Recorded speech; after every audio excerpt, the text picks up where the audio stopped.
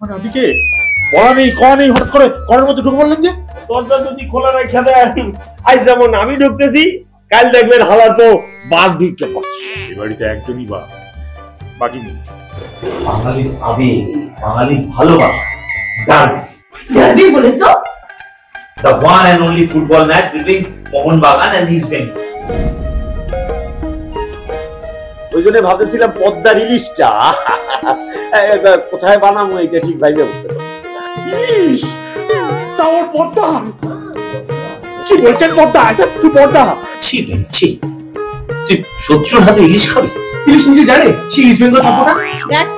দেখছো ঘটি গোস কিন্তু শস্য বাটা বাপ রে বাপ, এছাড়া কিছু খাইতে শেখেন নাই তো। খেলা হবে বলে ইলিশ হবে না, এটা কোনো ব্যানার বাড়ুচ্ছে বলতে পারবে না। মোহনবাগানকে সাপোর্ট করতে গেলে ইস্ট বেঙ্গলের খাবার খাচ্ছি না, খাবো না। ইলিশ আমরা তখনই খাবো যখন, কিন্তু তার সঙ্গে যেটা হবে সেটা হচ্ছে গলদা চিংড়ি। আচ্ছা ঠিক আছে। কি? কতটুকু জানেন আপনি আমার সম্পর্কে? হ্যাঁ, দেশের বাড়িতে জানেন আমাকে বিঘা বিঘা জমি, এত বড় বড়। যারা ওখান থেকে আছে তারাই বলে সকলে মিলে এত আছে আছে করে যে সব আছে গুলো জুড়লে না 4টে বাংলাদেশ লাগবে, একটাতে ধরবে না। আজকে হালার পই মোহনবাগানীদের হারাইয়া ছাড়বো আমি।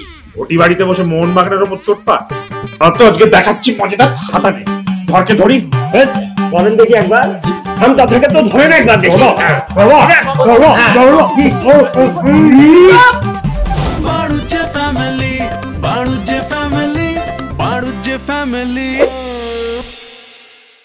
আবার আসিব ফিরে এই সিঁড়িটার ধারে, ধরে পেঁদাবো তোমায়।